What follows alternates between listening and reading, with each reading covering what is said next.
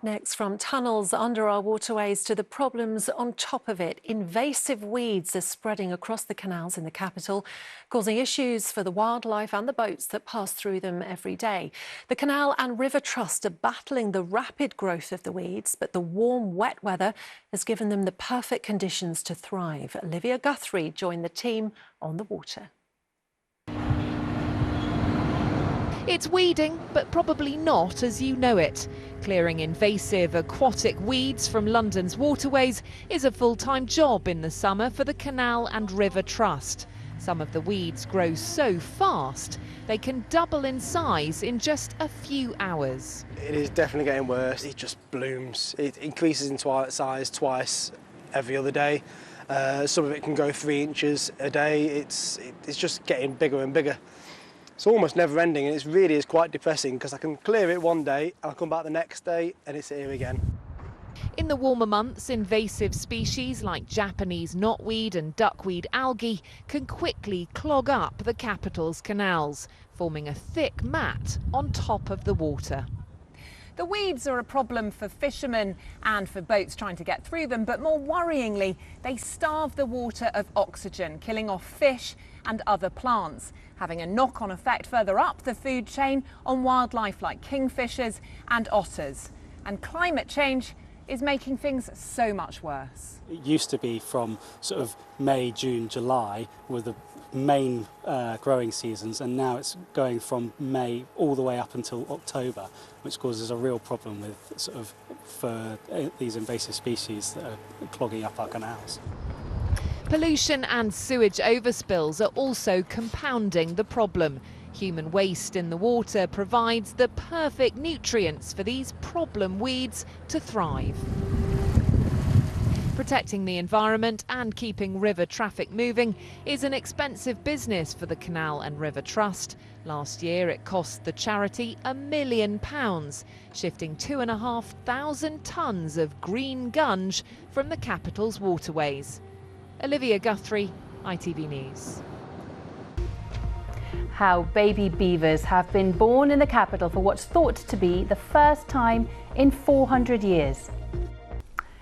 Now, for the first time in 400 years, beavers are reproducing in London. At least 2 babies, or kits as they're called, were born at a site in Greenford in West London after the mammals were introduced last year. Our environment correspondent Tom Edwards can tell us more. This is a mother beaver and her new baby, or kit as they're called, in the water at Paradise Fields in Greenford in West London. Caught on remote trail cameras, volunteers here think there have been at least 2 additions to the Ealing beaver family. Here a kit can be seen feeding. Beavers only come out at dawn and dusk. Here is the kit captured just before dark. There's easy fixes to living alongside beavers. We're just afraid of the unknown, we're afraid of change, and we haven't lived alongside beavers in over 400 years in this country. In urban London, we're talking about these kits being the first beavers born in urban London for over 400 years. But arguably, when do you define urban London emerged? Are these the first kits ever born in urban London? Those who introduced the beavers are delighted. We're totally over the moon, thrilled, excited. I found out because I was reviewing our footage. We had a suspicion that we might have babies here. We saw mum and she had quite prominent teats, and we thought she's definitely been suckling some babies. So we didn't know how many, we didn't know if they'd survived, we didn't know if they were here.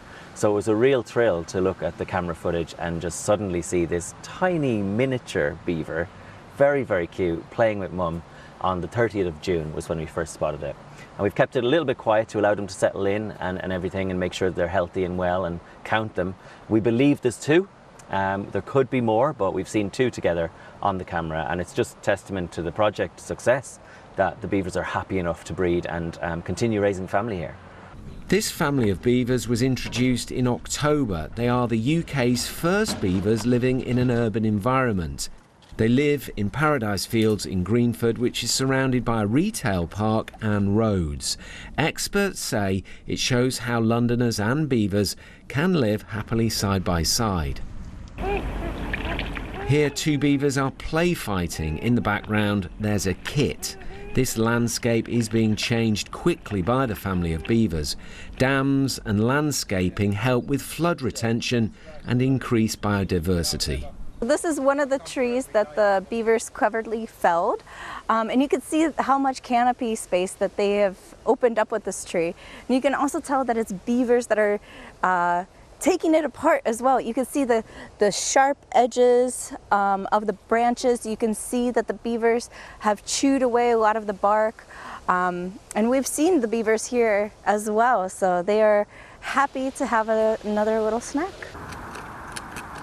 More tours are planned, part of the scheme to engage people with nature. We want to educate people about beavers, about how we can live with beavers in harmony. And this is just a positive message. This is an urban site where people have access to it, and the beavers can also thrive as well. So it's a real success story? Yes, very, very happy about this. Volunteers here say the kits prove that beavers can live happily alongside people in an urban environment. Other cities are watching closely. Tom Edwards, BBC London. Now, perhaps you're one of those unlucky people who's been attacked by a seagull while trying to enjoy a bag of fish and chips on the seafront. If so, you might have somewhat mixed feelings about today's news that gull numbers are actually declining in their traditional coastal habitats. As Rhys Williams reports, it's a trend that's got some bird experts worried. To some, they're a nuisance, even aggressive. Most of us will know what it's like to be at the seaside glancing nervously at the sky as gulls lurk overhead, waiting to swoop for your ice cream. But on the Vale of Glamorgan coast today, there was little concern. No, I've never seen lots here. You get more pigeons on the pier than you do seagulls. Is that a good thing as far as you're concerned? Yes. Yeah, probably is, because they can get a bit stroppy, can't they? I'm not a big fan, personally.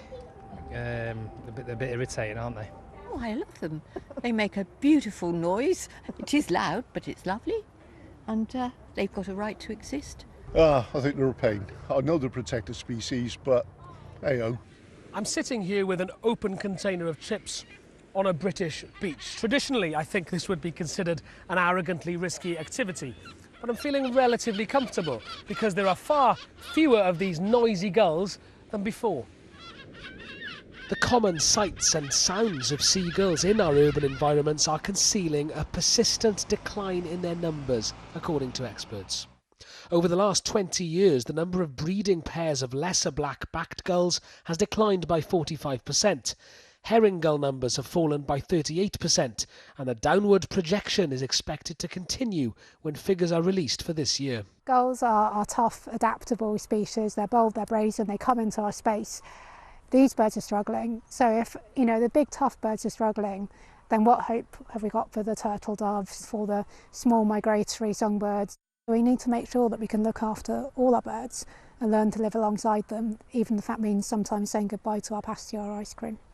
To many, they will always be dive-bombing, rubbish-spreading pests. But scientists are urging us to learn to live alongside our charismatic neighbours, even if the price we pay for their continued survival is a few chips. Rhys Williams, ITV News, the Vale of Glamorgan.